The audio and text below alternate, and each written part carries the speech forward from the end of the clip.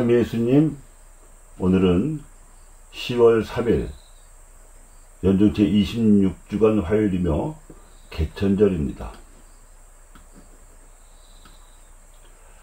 기원전 2333년에 이 땅에서 문명이 시작되었다는 뜻으로 하늘이 열렸다고 천명한 개천절입니다. 문명의 단위를 나라라고 부르는데 그 주체가 단군 왕검으로서 고조선이라는 이름으로 나라를 세웠고, 사실은 조선으로 세웠습니다만 후세의 역사가들이 근세 조선과 구분하기 위해서 옛 고자를 붙여서 고조선이라고 부를 뿐입니다. 원래는 조선입니다. 아침의 나라라는 뜻이죠.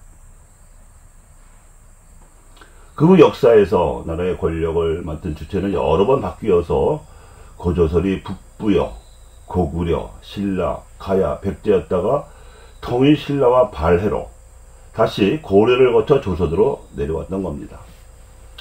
일본인 군국주의자들이 침략하여 식민 통치를 한 적이 있으나 그들은 우리 민족에게서 나라가 아니라 정치 권력을 잠시 뺏었던 것 뿐입니다. 그 전까지는 거의 4000년 가까이 우리가 문화를 또 문명을 전해준 하급 민족이었습니다. 우리는 그들에게 나라를 뺏긴 적이 없습니다. 나라를 구성하는 요소의 첫째는 사람, 즉 백성이요, 둘째는 땅, 즉 국토이며, 셋째는 백성이 땅에서 살아가는 양식, 즉 문화와 전통이고, 넷째가 사람과 땅을 지키고 전통을 보존하며 문화를 향상시키는 질서로서의 정치 권력입니다.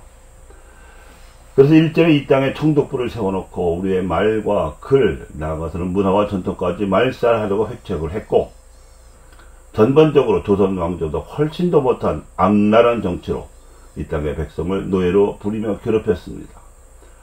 은혜를 원수로 갚은 겁니다. 그래서 일제 36년의 식민 통치는 총체적인 악이었고, 식민지 시절 조선은 그야말로 지옥이었습니다. 하지만 말과 글 그리고 문화의 전통을 빼앗기지 않고 지키려던 백성이 있었기 때문에 전쟁에 패망한 일제로부터 우리는 36년 만에 권력을 되찾고 대한민국이라는 이름으로 나라의 이름을 바꾸어 오늘날에 이르고 있습니다. 대한민국이라는 이름은 대한제국에서 유래한 것으로서 한민족이 더 이상 군주가 아니라 백성을 주인으로 하는 나라라는 뜻입니다. 대한민국은 민주공화국이며 그 주권은 국민에게 있고 모든 권력은 국민으로부터 나옵니다.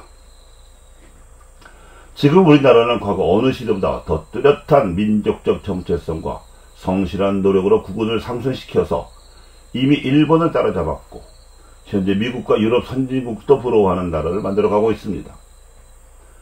그래서 분명히 하자면 이 나라의 기원은 대한민국 정부가 수립된 1948년이나 3.1운동 직후 상해에 대한민국 임시정부가 세워진 1919년이 아니라 최초의 문명사회를 세우려는 뜻으로 이룩된 고조선이 세워진 기원전 2333년 오늘이라는 것이고, 따라서 우리나라 역사는 거의 반만년이라고 불러왔습니다.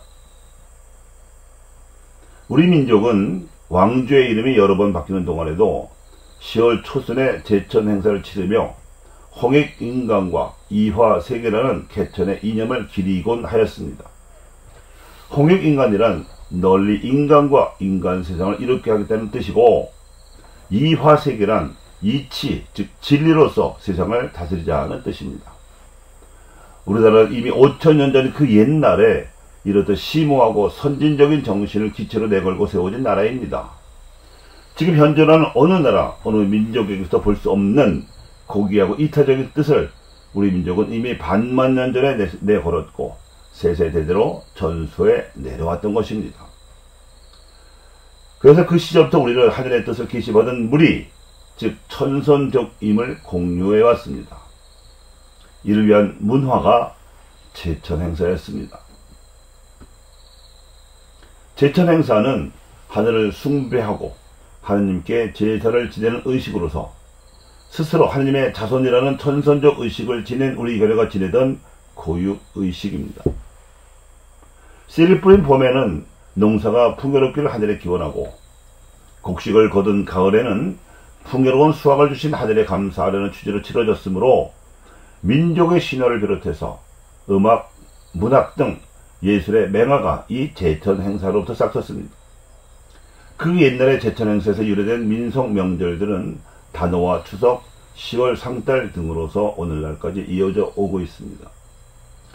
이같은 우리 민족의 문화적이고 역사적인 뿌리에서 우리가 알 수 있는 바는, 첫째, 예로부터 우리 민족은 하느님을 믿고 숭배하던 종교적 바탕이 있었다는 것이고, 둘째, 이러한 종교적 바탕 위에서 농사 등의 현세적 삶의 질서를 종교적으로 해석하고 설계하며 기원하는 문화적 전통이 비롯되었던 것.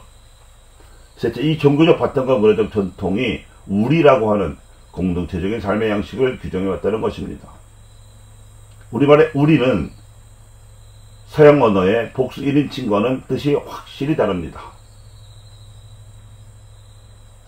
이 문화적이고 역사적인 뿌리를 감안할 때 우리 교회와 신앙인들에게 주어진 과제는, 첫째로 종교적이고 문화적이며 공동체적인 이 민족 전통적인 뿌리를 존중해야 한다는 것과, 둘째로 전통적으로 알아왔던 막연한 하나님 개념에 200여 년 전에 들어온 천주교가 비로소 예수 그리스도라는 구체적이고 인격적이며 역사적인 개념으로 세례를 준 것처럼 우리 민족의 역사와 문화 그리고 공동체적인 생활 양식에 그리스도적인 공헌이 필요하다는 것입니다.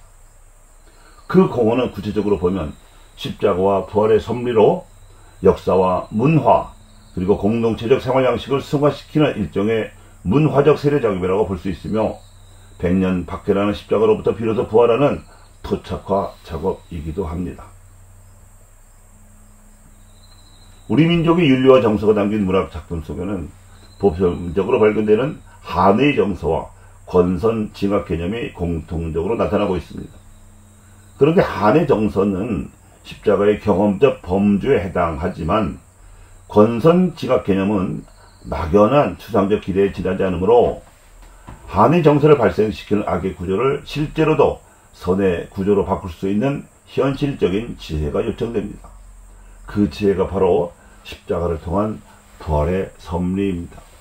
즉 막연하고 이원론적인 선악의 대립인식에서 벗어나서 악에 대한 선의 자기희생을 통해 악을 선으로 승화시키는 부활의 지혜를 발휘하는 것이 민족 문화에 대한 신앙의 지혜요 과제라고 할 수 있습니다.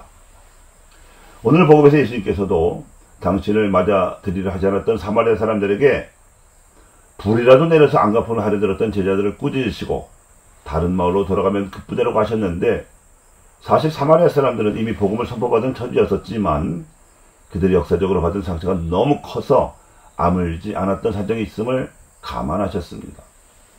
결국 그들은 부제 필리포스에 의해 복음을 받아들이고 예수를 그리스도로 믿게 되었습니다. 사실 많은 사람에게 붙어있던 더러운 영들이 큰 소리를 지르며 나갔고 또 많은 중풍병자와 불구자가 나았던 것입니다.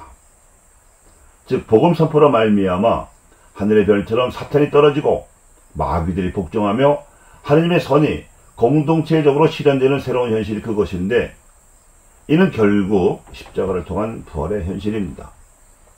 남녘은 물론 북녘의 우리 민족도 이 십자가를 통한 부활의 현실을 볼 수 있도록 하는 것이 우리 교회와 신앙인들이 이 땅과 이 나라에 진정한 문명을 이룩하기 위해 기여할 수 있는 선교적 과제입니다. 아시리아 제국에 의해 점령당하고 강제 이주를 당했으며 이로 인한 혼혈과 이교 문화 탓으로 동족인 유다인들로부터 차별받았던 사마리아 사람들처럼 북녘 동포들도 반쪽 해방 이후 한때 소련으로부터 군사 지원을 받아 남침을 하기도 했고, 중국으로부터 항미 원조라는 이름의 군사 지원과 이후 경제 지원까지도 받아보기는 했으나 이념과 경제력 차이로 말미암아 남녘 동포들로부터 경원시 되어 왔습니다. 빨갱이라는 말, 종북 논쟁 등이 다 그 파생물입니다. 사마리아인들에게 복음을 선포하신 예수님과 필리포스 부제처럼 북녘 동포들을 억누르고 있는 외세 침략의 공포와 굶주림이라는 사탄을 떨어뜨리고 한민족 공동의 선을 실현하여 십자가를 통한 부활의 현실을 볼 수 있도록 남녘의 신앙인들이 선교적 노력을 기울여야 합니다. 교우 여러분, 이렇게 해서 체험하게 될 통일 코리아의 새로운 현실이야말로 진정한 하늘일 것입니다. 민족 화해와 한반도 평화의 복음이 선포될 때 하늘이 새로 열리기 때문입니다.